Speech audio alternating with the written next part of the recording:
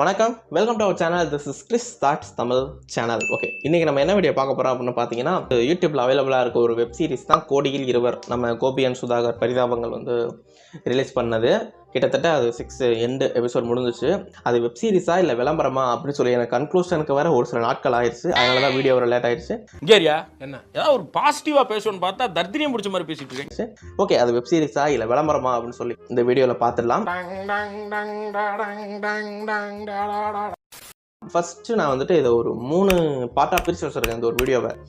Overview, negative phase and positive phase, அதுக்கப்புறம் goosebumps அப்படின்னு சொல்லிட்டு ஒரு 4 பார்ட்டாக பிரித்து வச்சுருக்கேன். அவ்வளோ வெறி மாப்பிளைக்கு உங்களுக்காக மாமா. ஃபர்ஸ்ட் ஒரு ஓவர்வியூ பார்த்துடலாமே. கரெக்டாக February 16 அன்னைக்கு ஒரு சாங் ஒன்று ரிலீஸ் ஆகுது, ஆக்கு பாக்கு அப்படின்னு சொல்லிட்டு.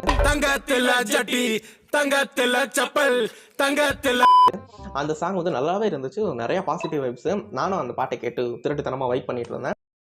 அப்படிப்பட்ட பாட்டு தான் நம்ம கோபி அண்ட் சுதாகர் பாடியிருப்பாங்க. It's nice performance, nice one. ஒரு ட்ரெய்லர் ஒன்று ரிலீஸ் ஆச்சு, கோடியில் இருவர்னு சொல்லிட்டு. அதுக்கப்புறம் தான் தெரிஞ்சு அந்த ஒரு பாட்டே அந்த ட்ரெய்லரில் தான் வருதுன்னு சொல்லி எனக்கு தெரிஞ்சு. அந்த ஒரு ட்ரெய்லருக்கு கீழே நான் கமெண்ட்ஸ் எல்லாம் படித்து பார்ப்பேன். பார்த்ததில் சில பல கலவையான அவசரங்கள். எனக்கே தனியாக என்ன தோணுச்சு அப்படின்னா, ஏன் இப்படி பண்ணுறாங்க அப்படின்னு தான் தோணுச்சு. ஆடியோ குவாலிட்டி சரியில்லை, ஒரு ஆங்கிள் வைக்கிறது சரியில்லாத மாதிரி இருந்துச்சு, காமெடிகள்லாம் சரியில்லாத மாதிரி இருந்துச்சு. இந்த ஃபார் எக்ஸாம்பிள் இந்த 1000ல் ஒருவன் அப்படின்னு சொல்லும்போது, என்னப்பா எம்ஜிஆர் படம் டைட்டிலாம் சொல்லுவார் அப்படின்னு சொல்லுவாங்க. சுதாகரன் ஒரு ஃபன்னியான ஃபேஸோட சொல்லுவார். 1001 எம்ஜிஆர் படம் டைட்டிலாக சொல்கிறாங்க. அப்போ நான் பட் அதை பார்க்கும்போது கொஞ்சம் சிரிப்பு வராத மாதிரி தான் இருந்துச்சு. காமெடிலாம் பண்ணுறேன், நீ சிரிப்பே வரல. I never loft for your comedy. வீடியோவை பண்ணியிருக்கலாமே அப்படின்னு தான் இருந்துச்சு. நானும் அந்த கமெண்ட்டை பார்க்கும்போது, நீங்கள் இந்த வீடியோவே பண்ணியிருக்கேன், இதெல்லாம் எதுக்கு அப்படின்னு சொன்ன மாதிரி இருந்துச்சு. அதில் குறிப்பிட்ட கமெண்ட் என்ன கமெண்ட் அது, உண்மையிலேயே ட்ரெய்லர் நல்லா இருக்கா, இஷ்டத்துக்கு ஃபயர் விடுறானுங்க அப்படின்னு சொல்கிற மாதிரி ஒரு கமெண்ட் இருந்துச்சு. அப்படிங்களா? ரொம்ப ரொம்ப சாரி சார். அப்படித்தான்டா பேசுவேன். ஏங்க திட்டிக்கிட்டா நீ பொத்திட்டு உட்கார்ற. ஓகேவா, இதுதான் அந்த ட்ரெய்லருக்கான ரெஸ்பான்ஸ். அதுக்கப்புறம் ஒரு சில நாட்கள் கழித்து ஒரு டைம் கேப்பில் ஒரு கிட்டத்தட்ட 6 எபிசோடு ரிலீஸ் பண்ணாங்க. ரிலீஸ் ஆனதுக்கப்புறம் இப்போ ஏன்டா வீடியோ போகிறான்னு கேட்டிங்கன்னா, ஸ்டார்டிங்கில் சொன்ன மாதிரி தான் வெப் சீரிஸாக விளம்பரமானது ஒரு சின்ன கன்ஃபியூஷன். ஸோ அது வெப் சீரிஸும் கொஞ்சம் கன்ஃபார்ம் ஆனது பிறகு தான் இந்த ஒரு வீடியோ நான் எடுத்து போஸ்ட் பண்ணலான்னு ஒரு ஐடியாவே வந்துச்சு. நக்கல்யா அவனுக்கு. ஓகே, அது 6 எபிசோடுக்குள்ளே என்ன மேட்டர் அப்படின்னா, வியூஸ்க்காக அவங்க டக்குன்னு அந்த 6 எபிசோடு ஒன்று முடிச்ச மாதிரி இருந்துச்சு. ஏன்னு பார்த்தீங்கன்னா, ஃபஸ்ட்டு எபிசோடுக்கு வியூஸ் 1.1 மில்லியன் அப்படி போச்சு. அதுக்கப்புறம் போக கம்மியாகிட்டே போச்சு. இந்த ஒரு ஃபோட்டோ பார்த்தீங்க அப்படின்னா உங்களுக்கு தெரியும், போக வியூஸ் கம்மியாகிடுச்சு. அதனாலேயே அதுக்காக டக்குன்னு முடிச்சுட்டாங்க அப்படின்னு தோணுச்சு. ஓகே ஃபைன், இதுதான் ஓவர் ரிவ்யூ. ஒரு கலவையான விமர்சனம். அதை பொறுத்த வரைக்கும் அந்த கதை என்ன அப்படின்னு பார்த்தீங்கன்னா, ரொம்ப சிம்பிளான கதை. ஒருத்தன் சாதிக்கணும்னு சொல்லிட்டு பெங்களூர் போகிறான், ஒரு ஸ்டார்ட் அப் கம்பெனி வச்சிருக்க ஒரு சாஃப்ட்வேர் இன்ஜினியர். அங்கே போய்ட்டு அவர் சாதிச்சாரா இல்லையா அப்படின்றதான் ஒரு கதை. இந்த கதையில் இந்திய சினிமாவில் ஒரு 1 லட்சம் படம் வந்துருச்சு, உலக சினிமாவில் ஒரு 2 லட்சம் படம் வந்திருக்கும். பார்க்கலாம், தப்பில்லை. இதில் என்னென்ன கதை எடுத்திருக்காங்க அப்படின்னு பார்க்கும்போது எனக்கு தோணுச்சு அப்படின்னா, மயக்கம் என்ன படத்துலேருந்து அந்த அவரோட திறமையை இவர் ஆட்டையை போடுறது அதை எடுத்திருக்காங்க அப்படின்னு தோணுச்சு.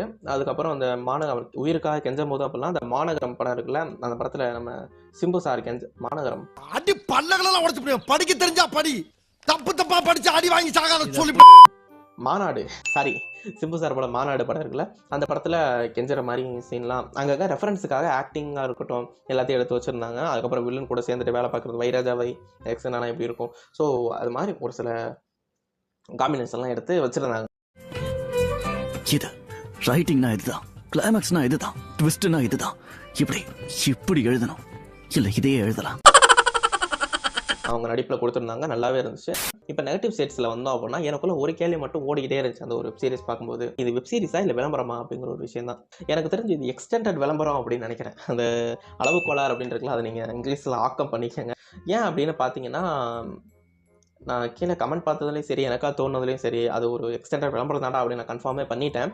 கிட்டத்தட்ட ஒரு ஃபஸ்ட் எபிசோட் இருக்கும். அந்த ஒரு எபிசோடில் கோபி அண்ணா அவமானப்பட்டுருவார். அப்புறம் அம்மாவுக்கும் மகனுக்கும் ஒரு உரையாடல் ஒன்று இருக்கும், அம்மா மகனை திட்டுற மாதிரி. அப்போ இந்த ஐஐடி MIT அதில் படிக்கிறதெல்லாம் மேட்டர் இல்லை, என்கிட்ட இந்த அளவு கோளாரோட சர்டிஃபிகேட் இருக்குது, அதோட வேல்யூ தெரியாமல் பேசுகிறீங்க, அதோட ஒர்த்து தெரியாமல் பேசுகிறீங்க அப்படின்ற மாதிரி ஒரு ஆடு ஒன்று வந்துச்சு. போனா அவனைய எப்படி பாருங்க, எங்கே போனாலுமே வந்துடுறாங்க. ஆக்சுவலாக அது சீன் தான், பட் எனக்கு அது பார்க்கும்போது ஒரு ஆடு மாதிரியே கன்வே ஆகுது.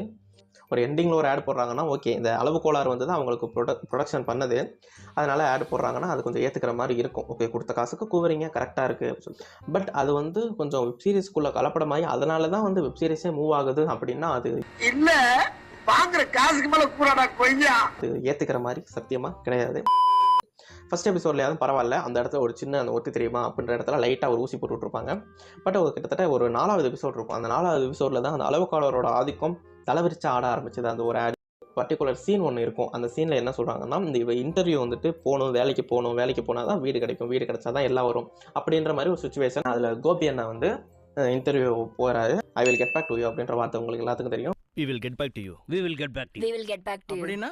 அப்படின்னா அவங்க காலத்துல பொண்ணு பார்த்துட்டு போய் லெட்டர் போறேன்னு சொல்லுவாங்கல்ல, அந்த மாதிரி தான் கோபி அண்ணா வந்து யூஸ் பண்ணுறாரு. I'll get back to you. I'll get back to you. I'll get back to you. I'll get back to you. I'll get back to you. I'll get back to you. கிரிஞ்சுங்க.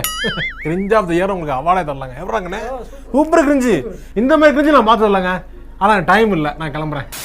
I will get back to you அப்படின்னு கோபி அண்ணா சொல்கிறது வந்து எனக்கு எப்படி தோணுச்சு ஸ்டார்டிங்கில். அந்த கதையில் அந்த கேரக்டருக்கு ஒரு ஸ்கில் இருக்குது, திறமை இருக்குது, அதனால் அவங்க அப்படி சொல்கிறாங்க அப்படின்னு நினச்சேன். அதுக்கு முன்னாடி உங்கள் அமௌண்ட்டை நாங்கள் triple ஆக்குறோம். We'll double it, triple it, no problem.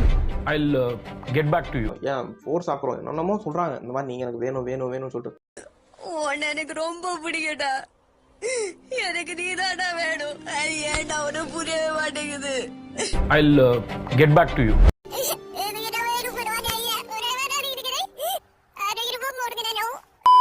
இந்த சென்ட் விளம்பரத்தில் சென்ட் அடித்த பிறகு இந்த பொண்ணுங்கள்லாம் வந்து பாயுமே, அது மாதிரி இந்த ஒரு சர்டிஃபிகேட், அளவுக்கோலார் சர்டிஃபிகேட் வச்சுருந்தா எல்லாரும் வந்து பாய்வாங்க அப்படிங்கிற ஒரு மைண்ட் செட்டில் தான் அந்த ஒரு ஆட் எடுத்தாங்க. ஸ்டார்டிங்கில் எனக்கு இது புரியல. அதுக்கப்புறம் பர்டிகுலர் ஷார்ட்டில் வந்து ஒருத்தர் மொபைல் நோண்டுக்கிட்டே திமிரா வந்து பேசிகிட்டு இருக்காரு. இந்த மாதிரி கூகுள் மைண்ட் ப்ராஜெக்ட்டில் ஒர்க் பண்ணவங்க தான் நீங்கள் வந்து ஒர்க் பண்ண போகிறீங்க, இது வந்து உங்கள் லைஃப் ஒரு ஆப்பர்ச்சுனிட்டி எடுத்துங்க அப்படின்னு சொல்லி திமிரா கொஞ்சம் பேசுகிற மாதிரி காட்டிட்டு, அதுக்கப்புறம் நம்ம ஆள் வந்துட்டு sir I will get back to you அப்படின்னு சொன்ன பிறகு அவரோட சர்டிஃபிகேட் வந்து ஓப்பன் பண்ணி பார்க்குறாரு. கோபியோட சர்டிஃபிகேட் வந்து கோபி அண்ணாவோட சர்டிஃபிகேட் ஓப்பன் பண்ணி பார்க்கும்போது அதில் வந்துட்டு ஐ திங்க் அளவுக்கோலாரோட சர்டிஃபிகேட் இருக்கும்னு நினைக்கிறேன். அதை பார்த்ததுக்கப்புறம் அதோட முடியுது அந்த ஷார்ட். அந்த சர்டிஃபிகேட் பார்த்தது காமிக்க மாட்டாங்க, ஜஸ்ட் ஓப்பன் பண்ணதோட அந்த ஷார்ட் முடியுது. அதுக்கப்புறம் சுதாகரன் உள்ள வருவார். சுதாகரன் உள்ள வந்துட்டு இந்த மாதிரி என்ன பார்த்து வேலை கிடச்சிச்சா அப்படின்னு கேட்க வரும்போது அந்த இடத்துல திமிரா பேசினார் பார்த்தீங்களா ஒரு இன்டர்வியூவர், அவர் வந்து கை குலுக்கிட்டு ஓகே சார் யோசிச்சு சொல்லுங்கள் அப்படின்ற மாதிரி அந்த ஷார்ட் வந்து முடியுது. ஓகேயா, இதில் ஃபஸ்ட்டு பார்க்கும்போது எனக்கு ஒன்றும் புரியலை, என்ன பார்த்துப்பாரு அப்போல்லாம் நான் நோட் பண்ணல. அதுக்கப்புறம் கண்டென்ட் எடுக்கலாம், ஸ்கிரிப்ட் எடுக்கலாம் அப்படின்னு சொல்லி பார்க்கும்போது எனக்கு தெளிவாக புரிஞ்சுது. இந்த மாதிரி அந்த ஒரு அளவுக்கோலாரோட சர்டிஃபிகேட்டை பார்த்ததுக்கு அப்புறமா அவர் வந்து பணிவாக பேசுகிறாரு அப்படிங்கிற மாதிரி ஒரு பயங்கரமான ஒரு ஆடை வந்து உள்ளே கொண்டு வச்சுருக்காங்க. என்னடா இது எப்படின்னா நம்ம ஆதி படத்தில் ஒரு குழந்தை அழுதுட்டு இருக்கும்போது நம்ம தலைவர் வந்துட்டு இந்தப்பா சன்ஃபிஸ்ட் பிஸ்கெட் சாப்பிடு அப்படின்னு சொல்லி கொடுப்பாரு பார்த்தீங்களா. எனக்கு தெரிஞ்ச அந்த படம் அந்த ஒரு ரீசனால தான் ஃப்ளாப்பாகவே ஆயிருக்கும்னு நினைக்கிறேன். ஓகே, இதுதான் அந்த ஒரு இரிட்டேட் பண்ணக்கூடிய ஒரு பக்கம். எப்படி ஹேண்டில் பண்ணியிருக்காங்கன்னா அந்த ஒரு ஆடை வச்சு தான் அந்த ஒரு கதையே மூவ் ஆகுற மாதிரி ஒரு சுச்சுவேஷன் கிரியேட் பண்ணியிருப்பாங்க. அளவு கோளாறு நக்கல்யா அவனுக்கு. அளவு கோளாரோட சர்டிஃபிகேட் வச்சுருந்தீங்க அப்படின்னா இன்டர்வியூவில் எடுப்பீங்கல்ல, எல்லா இடத்துலையும் வந்து கேள்வியே கேட்காம செலக்ட் பண்ணுவாங்க அப்படிங்கிற ஒரு மைண்ட் செட்டை வந்து கொண்டு வர்றதுக்காக அந்த ஒரு இது பண்ணியிருக்காங்க. ஆனால் அது நியாயம் வேணாமா, தர்மம் வேணாமா, இப்படிலாம் பண்ணிங்கன்னா பார்க்குறவங்களுக்கு இரிட்டேட் தான் ஆகும்.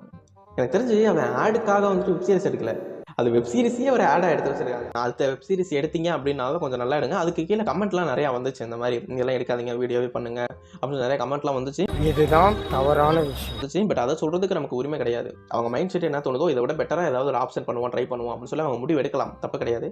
ஆனால் இந்த மாதிரி ஒரு ஆடுக்காக ஒரு வெப் சீரிஸே எடுத்து விடுறது ரொம்ப தப்பு. என்ன பழக்கம்னா அது? என்ன பழக்கம்? ஓகே ஃபைன், இதுதான் நெகட்டிவ் சைட்ஸ். அது ஒரு ஆடாக வெப் சீரிஸ்னு சொல்லி நீங்களும் முடிவு பண்ணிட்டு கீழே வந்துருங்க. என் மைண்ட் செட்லாம் யாராருக்கு வந்திருக்கு அப்படின்னு சொல்லி எனக்கு கீழே கமெண்ட் பண்ணிடுங்க. பாசிட்டிவ் ஃபேஸில் ரொம்ப கம்மியாக தான் இருக்கும். ஃபர்ஸ்ட் விஷயம் என்னன்னா அந்த கேரக்டர் ஹேண்டலிங் அப்படிங்கிறது ரொம்ப அழகாக இருந்துச்சு. இப்போ கோபி அண்ட் சுதாகர் 2 பேரும் வந்துட்டு ஃபன்னாக தெரிஞ்சாங்க அப்படின்னா கதைக்களம் அவ்வளோ ஒட்டியிருக்காது. கோபி அண்ணா வந்து அந்த மாதிரி கொஞ்சம் ஒரு எதிர்காலத்தை நோக்கி என்ன ஆக போதும் அப்படின்னு ஒரு கவலையோடு இருக்கிற மாதிரி ஒரு அறிவாளியான ஒரு கேரக்டராகவும், நம்ம சுதாகரன் வந்து எதிர்காலத்தை பற்றி கவலைப்படாமல் அந்த ஃப்ரெண்டுக்கு சப்போர்ட்டிங் ரோலில் இருக்கிற எல்லாத்தையும் பாசிட்டிவாக பேசிட்டு இருக்க ஒரு நண்பராக வச்சுருந்தாங்க. அந்த ஒரு பாண்டிங் ரொம்ப செட் ஆச்சு, இட்ஸ் பர்ஃபெக்ட். அதுக்கப்புறம் முன்னாடியே சொல்லியிருந்த மாதிரி தான் இந்த மாதிரி மயக்கம் என்ன படத்துலேருந்து ஒரு 2-3 சீன்ஸ் எல்லாம் எடுத்து நம்ம இந்த காம்பினேஷன்லாம் பார்க்கும்போது ரொம்ப நல்லாவே இருந்துச்சு. நான் சீன் ரெஃபர் பண்ணுறதுலாம் தப்புன்னு சொல்ல மாட்டேன், ஏன்னா லோகேஷ் அண்ணாவே ரெஃபர் பண்ணி தான் எடுப்பார் ஒரு சில சீன்ஸ் எல்லாம். ஸோ இது கொஞ்சம் பர்ஃபெக்டான ஒரு பாசிட்டிவ் சிங்கில் தான் போச்சு. கூஸ்பம்ப் மொமெண்ட்ஸ் அப்படின்னு பார்க்கணும் அப்படின்னா குணால் சுப்பிரமணியம் அப்படின்னு சொல்லிட்டு ஒரு கேரக்டர் ஒன்று வரும் அதில். அப்புறம் அந்த ஷிங்கோ கேரக்டர் பற்றி சொல்லி ஆகணும். இவர் வந்துட்டு கொஞ்சம் ஓவர் ஆக்டிங் பண்ண மாதிரி இருந்துச்சு. பட் அந்த கதைக்களத்துக்கு அவரோட ரொம்ப கெத்தாக பண்ணணும் அப்படின்னு நினச்சி பண்ண மாதிரி இருந்துச்சு. பட் அது செட் ஆச்சு, ஓகே, இட்ஸ் பர்ஃபெக்ட். பட் அந்த குணால் சுப்பிரமணியம் கேரக்டர் வந்துட்டு என்ன சொல்கிறது, ஒரு கார்பரேட் வில்லனுக்காகவே அளவெடுத்து செஞ்சு வச்ச மாதிரி இருந்தார். ஒரு ஆக்டிங்லாம் சூப்பராக இருந்துச்சு. கிளைமேக்ஸில் ஒரு சீன் ஒன்று வரும், ஒரு 1 minute to 1.5 minutes வந்து பேசியிருப்பாரு ஒரு சீன். ஷட்டப்னு சொல்லி பேசுகிற சீக்வன்ஸ் ஒன்று இருக்கும் கொடுத்துருப்பாரு. அதை பார்த்துட்டு நிஜமா மிரண்டு போயிட்டேன். அப்பப்போ கமல்லாம் உள்ளே வந்துட்டு போவார் அவர் சீனில். பட் அந்த ஒரு கேரக்டருக்கு ரொம்ப ரொம்ப நல்லா இருந்துச்சு. இந்த வெப் சீரிஸில் அவரோட பர்ஃபார்மன்ஸ் ரொம்ப நல்லா இருந்துச்சு. அதுக்கு அப்புறமா கடிதம் ஒன்று படிக்கிற மொமெண்ட் வரும். அந்த கடிதம் வந்துட்டு ஒரு இடத்துல 2 பேரும், அதாவது கோபி சுதாகர் இருக்காங்கல்ல, அவங்களோட வாழ்க்கையும் அந்த ஒரு பொண்ணுக்கு சுதாகர்னா ஒரு பொண்ணை விட்டு போயிருப்பாரு. அந்த பொண்ணோட வாழ்க்கையை வந்துட்டு சேர்க்குற மாதிரி ஒரு சீக்வன்ஸ் வரும். என்னன்னா, என்ன வேணா ஏமாத்திட்டு போயிடலான்னு பார்த்தேன், அவனை விட்டுருவனா அப்படின்னு சொல்லி ஒரு டைலாக் வந்துட்டு அந்த ஒரு பிஜிஎமோட கோபி சுதாகரும் பார்க்குற மாதிரி ஒரு சீன் வரும். வெளியே வந்து அந்த குணாலை பார்க்குற மாதிரி. அவன் என்ன வேணாலும் பண்ணிட்டு அப்படியே போயிடலாம்னா அதை நான் நடக்க விட போறதில்ல. ஸோ அந்த சீன்ஸ்லாம் நிஜமாக புல் அடிச்சிடுச்சு. எப்படா எடுத்தீங்க கிரியேட்டிவிட்டிடா அப்படின்ட்டு. மேபி அது வேறு கதையில் வந்திருக்கலாம்னு நினைக்கிறேன். பட் இவங்க காம்பினேஷன்லாம் பார்க்கும்போது இட்ஸ் அல்டி. ஓவராலாக இந்த கதை வந்து ஒரு 5வது எபிசோட் வரைக்கும் கரெக்டாக போச்சு. பட் அவங்க வியூஸ் போகலையே அப்படின்றதுக்காக 6வது எபிசோட டக்குன்னு முடிச்ச மாதிரி இருந்துச்சு. ஒரு நல்ல எபிசோட் தான். நீங்களும் கூட பார்க்கலாம் அந்த ஒரு வெப் சீரிஸை. அந்த அளவு கோளாறை மட்டும் எடுத்துகிட்டு எனக்கு வந்து அப்படி பண்ணால் இரிட்டேட் ஆகாதுப்பா, அந்த ஒரு ஆடை வந்துட்டு ஒரு வெப் சீரிஸாக பார்த்தா இரிட்டேட் ஆகாது அப்படின்னு நினச்சிங்கன்னா அந்த ஒரு வெப் சீரிஸை பார்க்கலாம். கன்க்ளூஷனாக எதை சொல்ல வரேன் அப்படின்னு பார்த்தீங்கன்னா, ஒருத்தர் வந்து என்ன பண்ணுறாங்க பண்ணலை அப்படின்னு கீழே கமெண்ட் பண்ணக்கூடாது. ஓகே, இதுக்கு பேசாமல் நீங்கள் அதையே பண்ணிட்டு இருக்கலாம்டா, நீங்கள் வந்துட்டு வீடியோவே பண்ணலாம்டா, அதையே பண்ணலாம்டா அப்படின்னு சொன்னால் நம்ம வந்துட்டு மார்க் பண்ணக்கூடாது. நான் என்ன சொல்ல வரேன் அப்போ உங்களுக்கு புரிஞ்சுக்கும்னு நினைக்கிறேன். அதனால் அவங்களோட விருப்பம் தான் என்ன பண்ணணும் அப்படின்னு சொல்லிட்டு அது உங்களுக்கு பிடிச்சிருந்ததுன்னா ஆதரிங்க. அப்படி இல்லாட்டி உங்களோட கருத்துக்களை தெரிவிக்கலாம். ஆனால் நீ அதை தான் பண்ணணும், நீ இதை தான் பண்ணணும் அப்படின்னு சொல்லி ஒரு கன்க்ளூஷன் வைக்கக்கூடாது. அதனால் நீங்கள் அடுத்த தடவை வெப் சீரிஸ் எடுங்க, படமே எடுங்க. பட் அந்த இடத்துல வந்து இந்த மாதிரி சீப்பான பிஹேவியர்ஸ், சீப்பான இரிட்டேட் பண்ணுற ஒரு மொமெண்ட்டை கொண்டு வராதிங்க. வெப் சீரிஸுக்காக ஆட் இருக்கலாம், ஆனால் ஆடுலேயே ஒரு வெப் சீரிஸை ஓட்டக்கூடாது. கேட்டுக்கோ.